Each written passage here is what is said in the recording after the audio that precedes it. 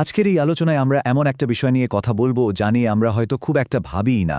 সেটা হলো রাতের অন্ধকার আর আমাদের জীবনে কৃত্রিম আলোর ক্রমবর্ধমান দাপট বা বলা যেতে পারে তার অহংকার। চলুন এই অসাধারণ কাব্যিক লাইনগুলো দিয়ে শুরু করা থাক, তাই না? কি সুন্দর করে বলা। রাত ছিল মায়ার মতো নরম, দোয়ার মতো গভীর। এটা শুনলেই কেমন যেন একটা ছবি ভেসে ওঠে, তাই না? সেই প্রাকৃতিক রাতের ছবি যা এখন প্রায় হারিয়েই গেছে। একসময় রাত মানে ছিল স্নিগ্ধতা, ছিল রহস্য, আর আজ আজ শুধুই তীব্র আলোর দাপট। পবিত্র কোরআনের এই আয়াতটা রাতের আধ্যাত্মিক তাৎপর্যকে খুব সুন্দরভাবে তুলে ধরে। এখানে বলা হচ্ছে রাত শুধু অন্ধকার নয়, বরং এটা একটা ঐশ্বরিক পোশাকের মতো, যা পুরো পৃথিবীকে শান্তি আর বিশ্রামের চাদরে মুড়ে রাখে। তো আমাদের আলোচনার প্রথম পর্বে চলুন আমরা রাতের সেই হারিয়ে যাওয়া কাব্যটাকেই আবার খুঁজে বের করার চেষ্টা করি। এর আধ্যাত্মিক আর সাংস্কৃতিক গুরুত্বটা ঠিক কোথায় ছিল তা একবার দেখি। তার মানে রাত মানে কিন্তু শুধুই আলোর না থাকা নয়, বরং এটা আমাদের শরীর আর মনের জন্য একটা জরুরি আশ্রয়। একটা সময় যখন আমরা বিশ্রাম নিতে পারি, গভীরভাবে ভাবতে পারি আর নিজেকে নতুন করে খুঁজে পেতে পারি। এটা শান্তি আর নবীকরণের একটা পবিত্র মুহূর্ত। আচ্ছা, এবার আসা যাক সমস্যার মূল জায়গায়। কিভাবে এই কৃত্রিম আলো আমাদের যে প্রাকৃতিক জৈবিক ছন্দ আছে সেটার জন্য একটা বিশাল বাধা হয়ে দাঁড়িয়েছে? ব্যাপারটা শুনতে খুব সহজ মনে হলেও এর পেছনের সত্যিটা কিন্তু বেশ ভয়ঙ্কর। রাতের এই যে কৃত্রিম আলো, এটা আমাদের শরীরের ভেতরে থাকা হাজার হাজার বছরের পুরনো যে বায়োলজিক্যাল ক্লক বা প্রাকৃতিক ঘড়িটা আছে সেটার উপর সরাসরি একটা আঘাত হানছে। আর এর ফলাফল সুদূর প্রসারী, যা আমরা হয়তো এখনই পুরোপুরি বুঝতেও পারছি না। পার্থক্যটা কিন্তু আকাশ আর পাতালের মতো। দেখুন, একদিকে আছে প্রাকৃতিক অন্ধকার, যা আমাদের শরীরকে মেলাটোনিন নামে একটা হরমোন তৈরি করতে সাহায্য করে। এই হরমোনটাই আমাদের শরীরকে সারিয়ে তোলে, পুনর্গঠিত করে। আর অন্যদিকে এই কৃত্রিম আলো ঠিক এই জরুরি প্রক্রিয়াটাকেই থামিয়ে দেয়। সোজা কথায় আমাদের ঘুম আর স্বাস্থ্য দুটোই কেড়ে নিচ্ছে। আর এই ঝুঁকিগুলো কিন্তু কোনো বানানো কথা নয়, এগুলো কঠিন গবেষণার ফল। যখন মেলাটোনিন ঠিকমতো তৈরি হতে পারে না, তখন আমাদের শরীর গভীর ঘুমের সেই নিরাময়কারী পর্যায়ে যেতেই পারে না। আর তার ফল কি হয়? আমাদের রোগ প্রতিরোধ ক্ষমতা কমে যায়, আর ডায়াবেটিস, হৃদরোগ, এমনকি ক্যান্সারের মতো বড় বড় রোগের ঝুঁকিও অনেক বেড়ে যায়। কিন্তু বিষয়টা শুধু আমাদের মানুষের স্বাস্থ্যের মধ্যেই আটকে নেই। আলোক দূষণের প্রভাবটা আজ পুরো জীবজগতের জন্যই একটা নীরব হুমকি হয়ে উঠেছে। এই কথাটা আমাদের সবার খুব ভালোভাবে বোঝা দরকার। আমরা প্রায়ই ভুলে যাই যে এই পৃথিবীতে বেঁচে থাকা লক্ষ লক্ষ প্রাণীর জীবনচক্রের অর্ধেকটাই রাতের অন্ধকারের ওপর নির্ভরশীল। আর আমরা কি করছি?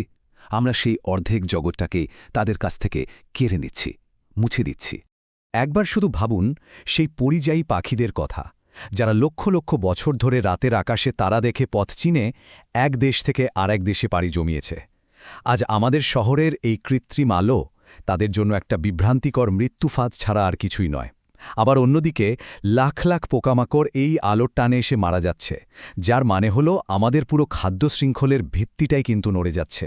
এই উদাহরণগুলো একদম চোখে আঙুল দিয়ে দেখিয়ে দেয় যে আমাদের সামান্য একটা অসতর্কতা প্রকৃতির জন্য কত বড় একটা বিপর্যয় ডেকে আনছে। ছোট্ট কচ্ছপের ছানা থেকে শুরু করে উদ্ভিদের বেড়ে ওঠা পর্যন্ত আজ সবকিছুই হুমকির মুখে। কিন্তু শুধু সমস্যা নিয়ে কথা বললেই তো হবে না। আশার কথা হলো সমাধান কিন্তু আমাদের হাতেই আছে। এখন সময় এসেছে সেই হারানো ভারসাম্যটা ফিরিয়ে আনার পথে হাঁটার। আর এই পরিবর্তনে আমরা প্রত্যেকেই কিন্তু ভূমিকা রাখতে পারি। এই প্রশ্নটা আসলে আমাদের সবার নিজেকে করা উচিত। আমরা কি আসলেই এমন একটা ভবিষ্যৎ চাই যেখানে রাতের আকাশে কোনো তারা থাকবে না, যেখানে আমাদের পরের প্রজন্ম আকাশের দিকে তাকিয়ে কোনোদিন অবাক হবে না, কোনো বিস্ময় অনুভব করবে না? দেখুন, এই পরিবর্তনটা কিন্তু নিজের বাড়ি থেকেই শুরু করা যায়, আর এই পদক্ষেপগুলো কিন্তু অবিশ্বাস্য রকম সহজ।